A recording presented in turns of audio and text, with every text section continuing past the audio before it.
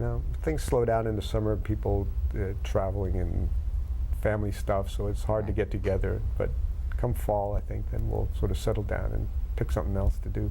You know, one of the things my husband asked you before we went on the air was about specific kinds of woods. Do you have a specific kind of wood you work with? Or obviously Larry goes to people's fireplaces and digs around and tries to find leftovers. Well, it's like whenever you see someone cut down a tree, you should take a second look. I wonder if that would work.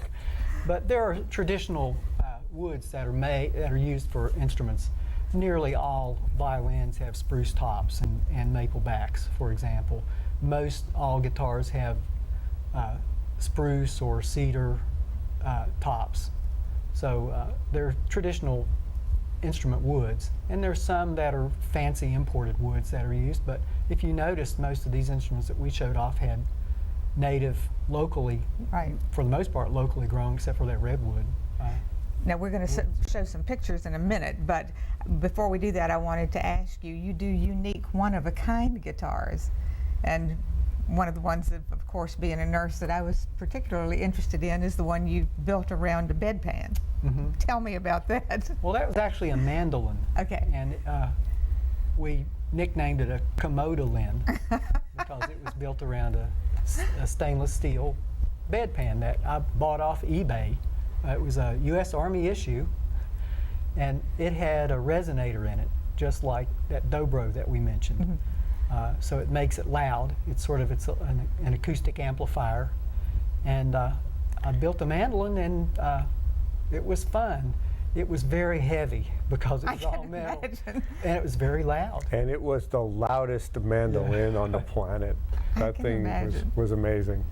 All right, you brought some pictures. Phil, if you'll put the pictures up on the screen, we'll get Woody and Larry to tell us what they are. There's our friend Chet Dickerson with his dobro. So you can see the metal resonator cone in the center there. And what's that made out of? It's spun aluminum. Yes. So it looks like a speaker cone underneath that grill. That grill is stainless steel, is it? Looks like a hubcap to me. Yeah, looks like a hubcap. And those are loud instruments. His instruments are built so well that if you talk in the room, they resonate. Yep. Oh, that's me playing the commodolin. Yeah. Notice the fork at the bottom of it. I saw the fork. The fork's a tailpiece that holds the strings. It's bent around to hold the string loops. The fork is hard to see, but I thought that was cool. There's a rough carving of the first dulcimer I made. I tried to carve a woman's head. I'd never done that before. The fellow that owns it now, he's a friend of mine. He asked me at one point, after he'd owned it for a long time, he likes the dulcimer a lot. He said, "Why did you carve an older woman?" And I said, "Well, I was just trying to carve a woman." I was happy that he could recognize it being a woman. This is a photo of part of Chet Dickerson's shop. You can see the guitar-shaped thing there. That's the guitar mold. So the guitar body is actually built within that mold. You can see another machine there on the left that is the side bender. So that helps us bend the sides to a uniform shape. It actually either has really strong light bulbs inside it to get it really hot, or heat pads inside it. So you plug it in and it gets really hot. That's neat. You'll see on the table a piece of plexiglass in the shape of the guitar body. And that's used as a template so that you can look through it and see what the grain of the instrument, the grain of the wood's going to be when the instrument's done. This is a picture of Howard Wilson, another member in his shop. His shop is a one-car garage. I think one of the things he did extremely well in his shop is he's figured out how to put everything on wheels and so that everything sort of folds underneath and hides away because he's limited in space. That's smart. Yeah.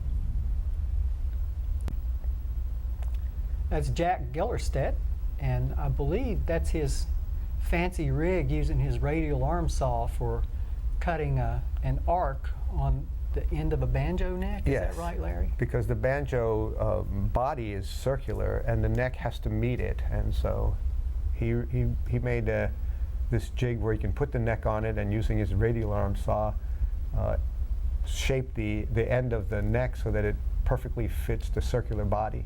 And this is the fellow whose banjos we showed earlier. Yes.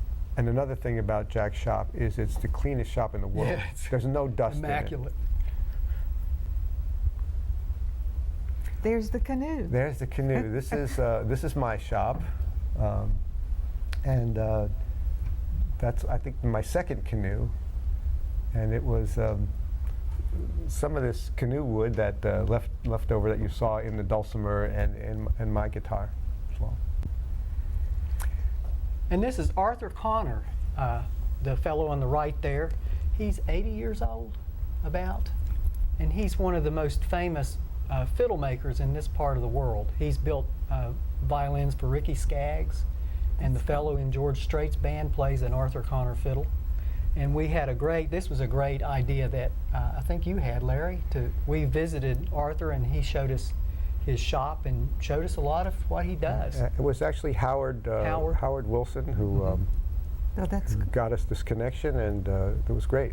that's wonderful. This is Floyd County, up in Floyd County. We only have 2 more minutes. Okay. And there's And- Arthur Connor in his shop. You can Yeah, see he's cool. that he's able to work around with incredible clutter. I have more questions that I can ask you. The time goes by so fast, and I apologize for that. But I thank you so much for coming, showing us these beautiful, beautiful instruments. This is the, if you can see, we're still on. This Oh, is we're the still Steve on. Parks guitar parts. We're sort of imagining it being done. So. All right. Thank you again. It's been wonderful having you. I hope you can come back and we can see some more of these instruments. Thanks for Thank you, having us. Linda. Yeah. I hope you've enjoyed tonight's show. My next show will feature Dr. Delaney talking to us about sleep apnea. The special edition of Lynchburg Live covering the Lynchburg Relay for Life will also be airing soon as a special 1-hour presentation. Stay tuned. Have a wonderful evening. Thank you for watching. Good night.